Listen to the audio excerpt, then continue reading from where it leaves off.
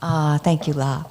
For years, I have envied you this beautiful stage. I am delighted to be on it.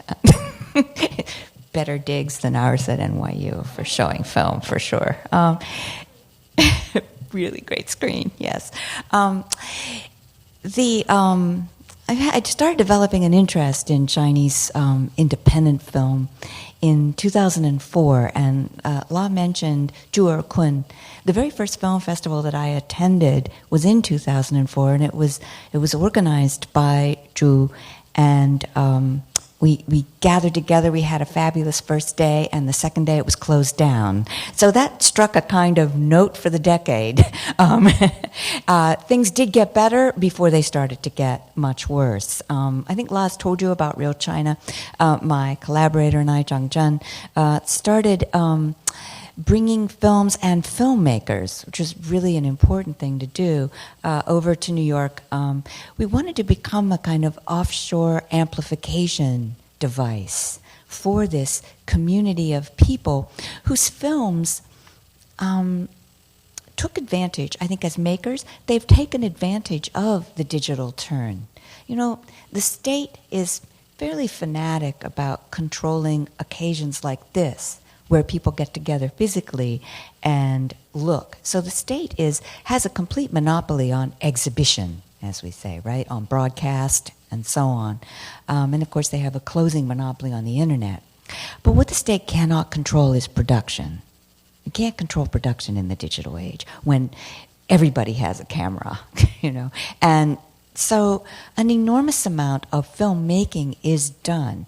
But among people who think of themselves as independent filmmakers, they have a special and, I think, much more profound and long-standing artistic and professional dedication to the making of film. And so they do hunger, they thirst for the live audience experience, which is a wonderful thing in itself as well. So those film festivals, one in Beijing, the Beijing International Film Festival, one in Nanjing, the Chinese Independent Film Festival in Nanjing, one Yunfest down in Yunnan, they are now closed. The first time in 2012, the Beijing Independent Film Festival really faced a huge shutdown. Was the famous incident of turning off the electricity in the middle of the opening film screening. And, you know, there must have been 500 people there in this room, a huge kind of hangar-like thing. And it was very sad. My own film was being shown at that festival, and J.P. was having a retrospective of his considerable oeuvre of work. And I found it particularly sad. My folks, whom I had filmed in the park, had taken the ride out to this Beijing suburb from their homes in the interior of the city. And they were older folks. You know, they were very excited to see the film shown in China. And I was going to bring them up on stage. We were going to have a talk. It was going to be, you know. And we didn't get to do that. And they were very disappointed. And they were embarrassed. And they were very upset. And it was a moment for them. They actually all stood around saying, why is this happening? We can't believe this is happening. I'm afraid that the other people involved in this enterprise, the filmmakers of, you know, and so on, of the Li Shenting Film Foundation, were perfectly apprised of why this was happening, you know. So there was a very interesting, if we might say, an ethnographic moment there as well, that their reaction to this shutdown. So when we think of independent as Americans, we think of standing alone and, you know, being free and all that. And you know, we have Independence Day, and we have. I've come to think about independence in a different way. Also, you know, nothing stands alone actually, and I started thinking of it as independence. You know, the word in and then the word dependence. And so in other words, really, we are in dependence constantly in order to make something. We are in the dependence of networks of, you know, financial generosity and acumen. We are in the networks of goodwill and of interest and curiosity. And we are in the network of creativity. We are deeply dependent upon those things. We are independent upon them to make anything that we want to make for ourselves. Because we don't make anything for ourselves that's not made for others, really. And so this festival put together by Shelley and Karen and J.P. That further amplifies the work of the Chinese filmmakers in their independence upon the rest of us to keep watching their films and to find ways to show them offshore is a really wonderful thing, and I'm very happy and honored to be part of it. So, and now we can turn to this terrific film by J.P. Sniadecki. J.P., come up and say a few words, just to say hi to the audience. And thanks, Angela. That was fantastic, and you're right. It's really amazing to be on this stage in this palace of cinema. I wanted to just thank you, Angela, and La for this, and Asia Society for this chance to share the film, and also thank all of you for coming in from a pretty beautiful day. I think it's about to rain, so you might have actually made a good decision to sit in the cinema this evening. And the only thing that's regrettable is that Libbie Dina Cohn, the co-director of the film, is not with us today. She's in Oakland doing good work combating police brutality after the killing of Nate Wilkes. But she likes to add a little important intro to the film, which is, if you feel like dancing at any point in the film, please do. Thank you. That's great. Thanks so much.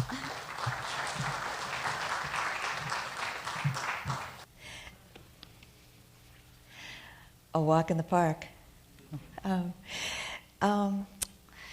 Well, thanks for making that film. Thank you for making Writing in Water. Oh, well, and you know, they had those writers in there. I'd forgotten that little bit you guys had shot the writers. Well, it's famous, this film is famous for being a single take, right? And so I have just a couple of questions, and then I'll turn it over to you guys. But I would wanted to open it up with, you know, the technical question of how you did it, and what were the technical challenges of doing it as well? You know, how did you set that up, and so on? Yeah, so we had spent, Libbie and I had spent some time in the park. I had been there a couple of years before working on other films, and it was a space that I would go to rest or to, I don't know, stare off into the distance and unwind a little bit. And she and I went in the summer of 2011, and she also fell in love with the place. And we said, well, let's make a film here. So we started to get to know people more. We started to look around. We were shooting in a more conventional way with an eye to montage, to editing. And then one day we were like, well, it's kind of amazing that all these things are happening in this very concentrated space. These different pockets of performance are sort of being... space is being carved out by individuals, it's being replaced by other folks, things are bleeding into one another, sound is drifting from one locale to another, and we thought it would be really appropriate to sort of maintain that, that coherent whole and that kind of concentration, and also that, like, using a single take because of the technical aspect of it was in some ways very analogous to the amateur performance, the kind of risk-taking that goes on when you're playing an erhu, or you're singing a song, or you're dancing, and you're sort of cultivating your skill in a particular practice. In some ways, you know, we were amateur filmmakers also trying to have this parallel relationship to the space and to the sort of process of performance. We were also sort of performing every day in that park in the way that the people who came to the park every day were. Because it is risky to do a single take. It's risky because if a little child runs in front of you, you either run them over and maim them for your film, or you stop and start all over again. And so there was probably 40 or 50 versions of this that we attempted, 23 that we actually completed. And we were thinking that we should try different tools to have a way to move through this space. Because if you walk with a camera, you have a lot of this kind of like up and down movement that gives you all, the audience members, a headache and makes you feel dizzy and sometimes vomit and this kind of thing. So we wanted to avoid that, but we didn't want to make it completely removed from the subjective sort of position and our different, touches or influences and our own presence. We didn't want to totally remove that. We didn't want to be this sort of like objective feeling or cold kind of machine. We thought about bringing in a Steadicam operator at first, actually, which you normally would do. This was not Steadicam, though. This is not Steadicam. We actually contacted a couple Steadicam operators. One gentleman in Holland was very generous. He was going to actually fly there, and he would do it for free if we just insured his equipment. We talked to people in Beijing who were willing to come and do it.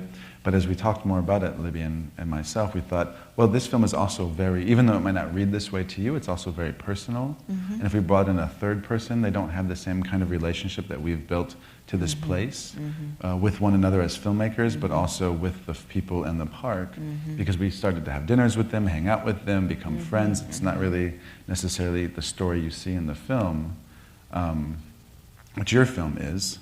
That there's this kind of way in which your engagement with the park and riding in water, we also go home with some of the folks. We get to know them in a different kind of way. And this one opts for that because of the single take. It doesn't do that. Unless we could roll out of the park and go home with them.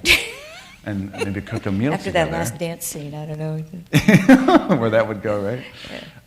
But anyway, we decided to not bring in a third person, to make it about the park, ourselves, and the people in the park. And then we tried to source different stabilization technologies in Chengdu, because this is filmed in Chengdu, in Sichuan, and we met some really nice filmmakers there, and they gave us this contraption that's like it's not a Steadicam, it's a stabilizer, and the camera kind of floats on top, and you can move it, like you can actually run with it, and the camera will stay on one plane and be fairly smooth. But the problem is you can't tilt up and you can't tilt down. Oh, and those were some of the nicest moments in the film, I felt, right? To go down to the calligraphy. Going up into we'll go down, but we'd also go up into the trees, for a few times there, which was... Yeah, so we didn't want to give up that possibility to activate, like, because you're kind of engrossed in this realm of the human activity in the park, but then you lift up to this canopy of trees, and it activates this whole other world of the park. And so we said, okay, we're not going to do that. And so then I was just like, well, what did they do back in the early days of cinema? And I was like, they used wheelchairs. If you don't have the money to build the dolly, to build the tracks for the dolly to ride on, if you don't have the money to, I don't know, have someone design a special bodysuit that's different than a Steadicam for us to operate, you just use the cheapest and the most at hand, and the kind of harkening back to early cinema, you just use a wheelchair. Oh, I had, So who was in the chair? Libbie was in, for this take, number 19, Libbie was in the chair. This is number 19. Yeah. Take 19. She actually knew that it was the film and the take. She knew that we had completed the film. She knew it was the take. She did. Because at the end of it, it was actually originally 96 minutes, and she's hand-holding the camera like this the entire time, which takes considerable strength and mental fortitude and a focus, because it's almost like a practice of meditation to stay that aware of your environment for that period of time, and also for your arms not to sort of, fall to the side, and to keep it fairly steady the whole time.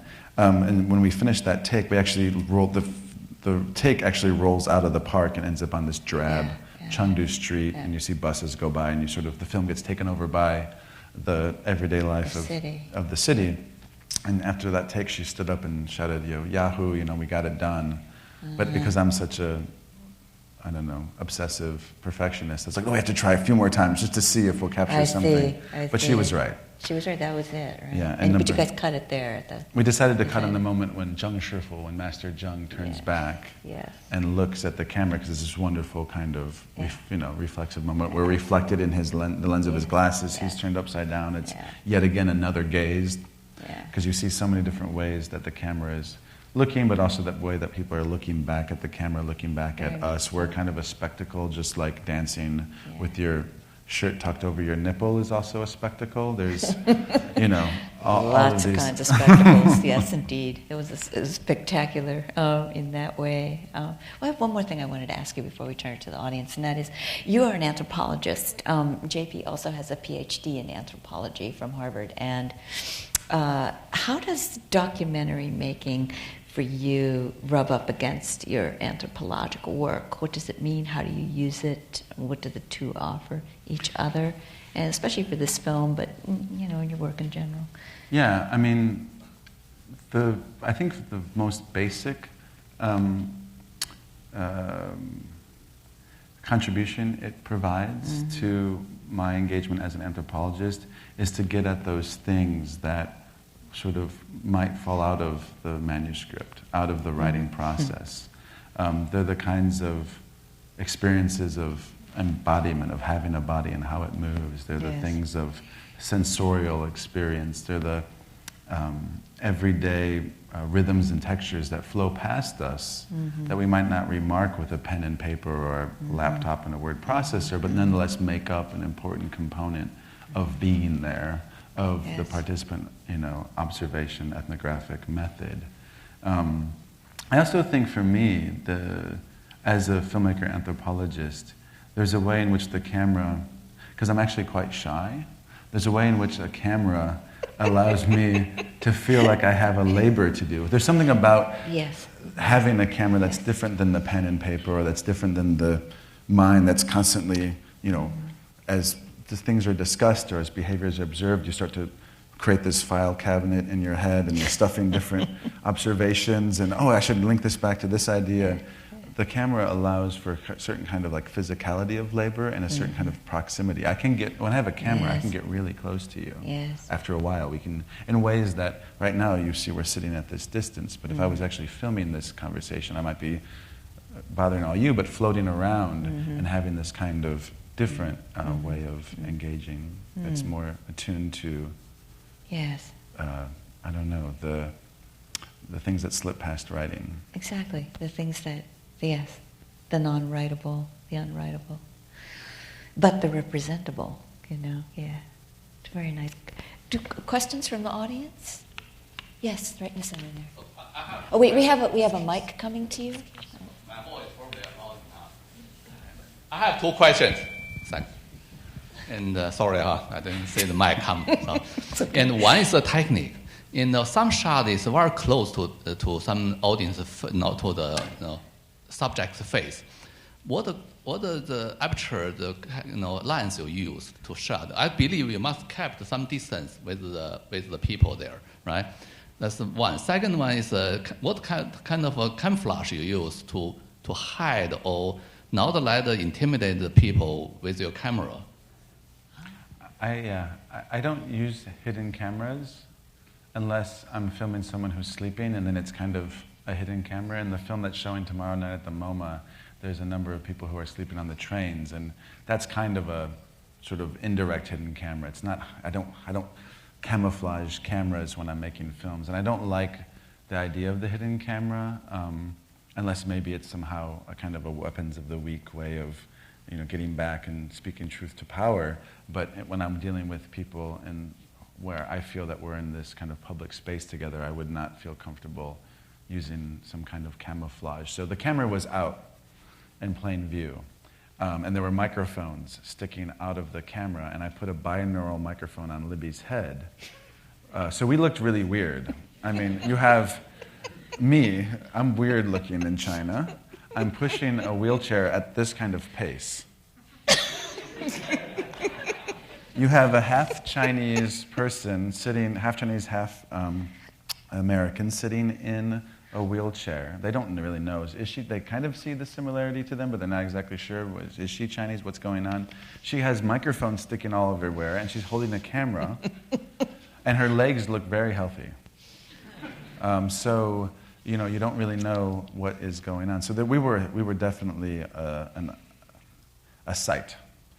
And but you weren't singing. We weren't singing. Only thing you weren't doing. Yeah.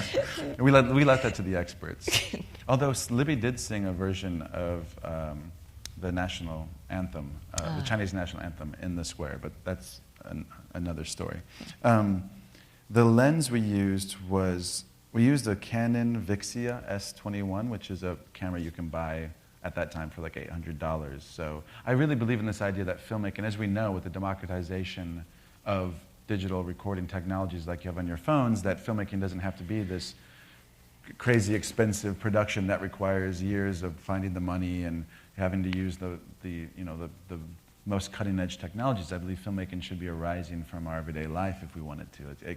You can make films with $500. You can make a film in your backyard. So we used a consumer camera, fully manual, set the focal length at not quite as wide as the camera goes, but probably around, if I remember correctly, about 15 millimeters.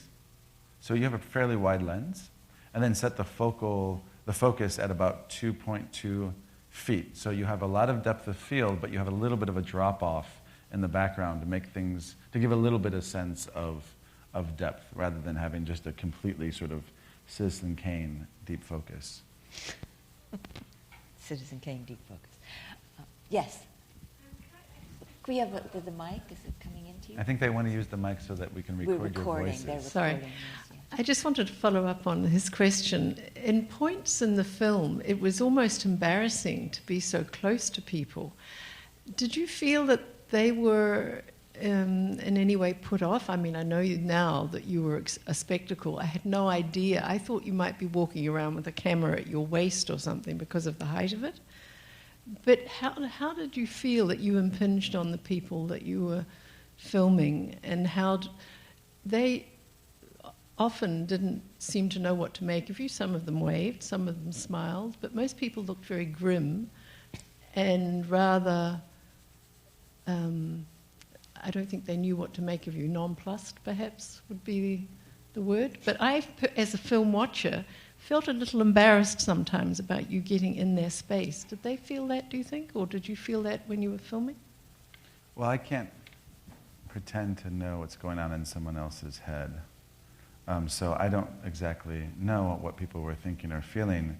But I think that multitude of experiences of the filming process, of being close to one another, of being in this place, that we wanted, we were happy to have a number. I mean, there's so many different ways that we are being looked at and that we are looking and people are looking at each other, that we weren't trying to create something that would be very comfortable for you.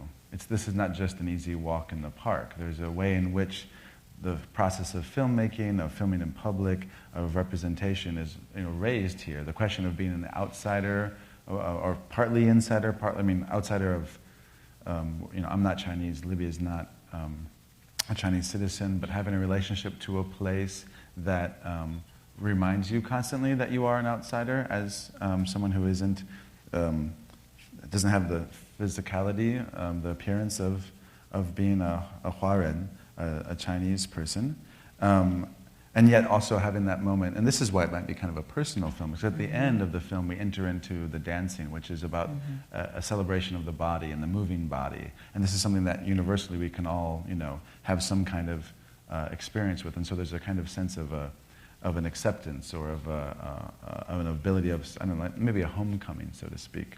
But we didn't want to whitewash this and make it seem like we had this sort of completely uncontested access. There was a group in the park, the practice of xiangqing. It's where it's kind of like matchmaking, but it's matchmaking done by parents of children who don't have the time because they work so hard and they're so successful in their jobs, they haven't been married yet. And so the parents, because they're so concerned about their progeny and what's going to happen in their own fate when they become old and who's going to take care of them and all these things, they come together and bring all their vital statistics of the child and they try to make some matchmaking. And so have he's 1.7 meters, he weighs this much, he went to Tsinghua, he makes this much money, he has a car and he has a house. And so then they find a woman who has the requisite things. And so those folks, there was a woman who was a kind of a matchmaking organizer. So she was running a business there, and she's very, very aggressive. And anytime we came close to her, and they were there on Tuesdays and Thursdays, she would be like, you can't film us, because they're worried about the parents being embarrassed if the kids being embarrassed if they see the parents on television because they think of us as journalists. And so if someone doesn't want us there, we won't force our camera there. So we steered clear of them on Tuesdays and Thursdays. I'm not interested in jamming my camera into people's faces, but I'm also not interested in not filming something because I'm worried about how other people might feel about being filmed. They can always walk away from the camera. They can tell me, please don't film me. I'll get rid of the footage. But I tell my students this a lot, that we have this kind of we have this kind of incredible concern about filming in public, but we're in public, we're always looking, and we're always filming people on a sort of a regular basis. So I sort of encourage my students to think about ethics, to be concerned about the wishes of others and the people who appear in front of the camera, but not to, for fear of infringing upon someone else's rights, not filming. It's better to be open to turning off the camera if someone doesn't like it, but not to stop themselves from having this sort of complicated relationship in these public spaces. I mean, we go to parks to look at one another. It's part of the process of being in a park. And I always make films in public spaces. I never make films in people's private spaces. Not that I have anything against that. I think that takes a whole nother set of questions and ethical considerations. Right, right. Well, and I think that it's actually more difficult to make things in public spaces, and the issues are, as it were, open, you know. And in China, public spaces are quite contested, and they are an interesting sight. You know, the parks are a very interesting sight. I like what you just said about this inadvertently providing a kind of record for you and Libbie of being looked at. And if you spend time in China and really work there as a foreigner, you understand that you are the object of a certain kind of gaze constantly, but you really can't catch people at it. Not if they're polite, you know. It's kind of like looking, not looking, you know. So that was very interesting. I hadn't realized that. How did you deal with this question of filming in public when you were making Rain and Water? My experience was quite different in a sense because I really joined a community of people who were learning to write, and I just apprenticed myself to them, and I learned to write with those teachers, and so I was just there every day, and it was a more old-fashioned anthropological embedment in that community, and I was a student and I was an apprentice, and you know, and I was the foreign student, and my teacher was delighted to have a foreign student in the public place where he could show me off, you know, and he would, you know, introduce me, and people would come around and say, "My foreign student," and then I would go, "Oh, my bad writing," you know, and you know, it was very interesting, you know. That's important to point out. I think that filming we often think is this infringement on rights, but sometimes, in my experience, and I've made, you know, a number of films now, oftentimes filming is a form of recognition, a form of attention, a form of affection, and some people really want to be filmed. Like, our focus was to go, we organized the itinerary to go from this group who we knew, who do the waltzing and the dancing by this part of the park, to move through the tea pouring, to move through this exercise, these singers, these art people, and they all work at different times, so you have to arrange it till finally those really wonderful, wonderful dancers at the end. And these were all people who wanted to be filmed. Yes, indeed. No, in my park, in my park, we had singing and dancing, and you know, and I did some singing, I did some dancing, but I mostly did, you know, like very staid calligraphic writing. But it was very. I mean, these parks, they have many of the same kinds of activities, and you know, there are a lot of elderly people involved in this, and there's a politics to bringing a camera attentively and clearly putting the attention on these retirees who have been moved very, very firmly out of their jobs. You know, retirement in China from the state enterprises was at 50 for women and 55 for men. And so they were really very young retirees, and they had nothing to do. And they started filling up the parks, you know, and they started making themselves visible in public. It's like, well, we think we're gone?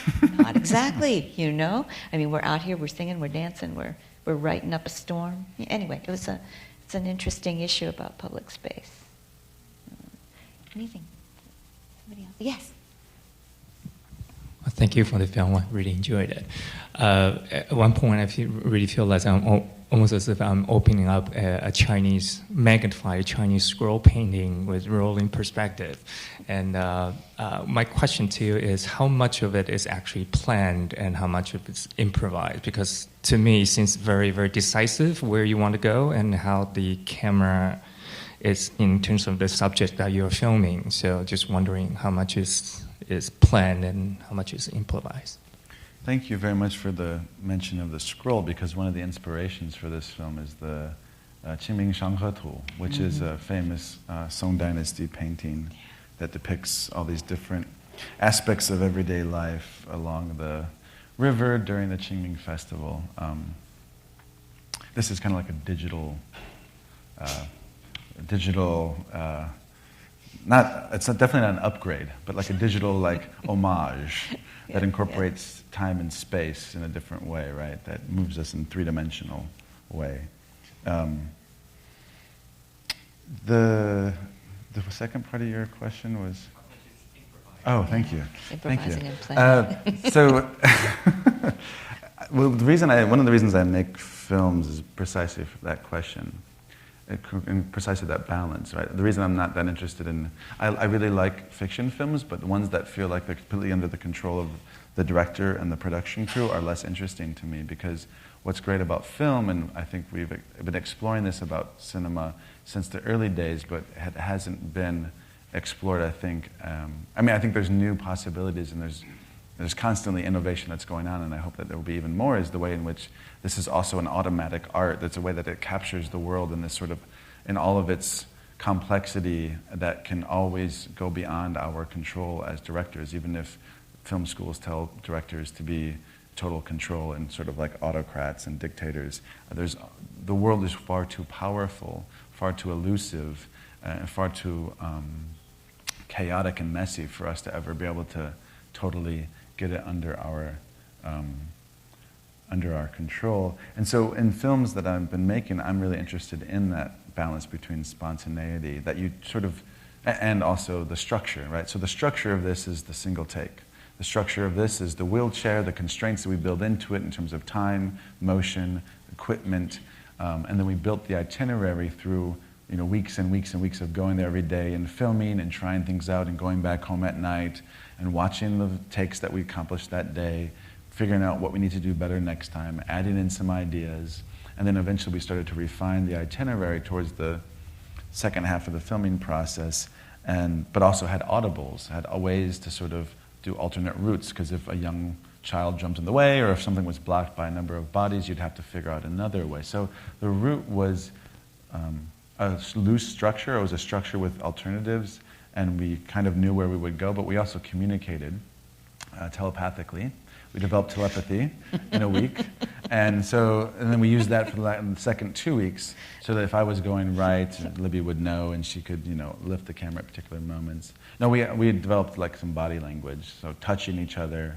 At some moments, we would just like shout into each other's ear, because you think that this film was loud, right? Go to the park. Let's go to the park tomorrow together in Chengdu, and it's going to blow you away with how loud it is. This is like, we treated you with kids' gloves today, because it is a wonderful, stimulating experience sonically. Yeah. Anyway, so it's really about that balance that you were bringing up that excites me most, and working on films like this and everything else I've worked on. Right. And the fiction films fiction films do that as well, and some of my favorites are this hybrid between what the world gives you and what you're bringing to the world. Nice. One more question? Anybody else have something? Yes, up there. So, it's really loud. So as you mentioned, you're kind of capturing this gaze as a foreigner. But I noticed that, the vantage point is really low. So, it's kind of like a kid's perspective instead of like a human being, So, what kind of effect do you think it has on the film itself? I mean, there are definitely practical reasons that go into it, but just like instead of having it at eye level, using such a low vantage point, what does it do to like an audience's perspective, for example? Yeah, thank you. I think that children are human beings too. And I think their perspective is often far more valuable than ours. We wanted that low angle. And we wanted that low angle for a number of reasons.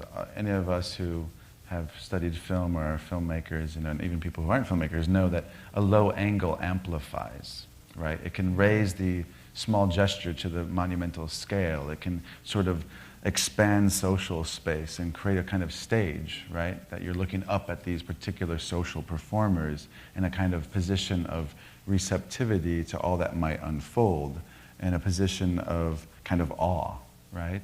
And another reason why I like making films is because it returns us to the awe of the discovery, the awe of the very fact of being, of existing, of moving, of having bodies and having feelings, rather than being complicated with these notions of like plots and stories and car chases. Like, there's something really important and beautiful about attending to, and this kind of almost reverent way, right? Attending to the very fact of existence and shared being. So I hope what it does for audiences is it does return them perhaps to a position of awe and prepare them for a way of looking at the world that they maybe haven't done for a while or aren't able to do regularly. It's also the perspective of someone who's handicapped in the park, and it's also the perspective of how or where one has access to in the park if one is handicapped. So it lays out the way that whoever designed the park thought about where handicapped people should go or not go. Because we couldn't go to the children's park because there's no way to get to the children's park if you're in a wheelchair. You have to be lifted, perhaps. But once you're there, it's all this really, really crazy stone rock stuff that would make riding in a wheelchair totally unbearable. There's also bridges we couldn't go over because there's no way to access them. But that's a side.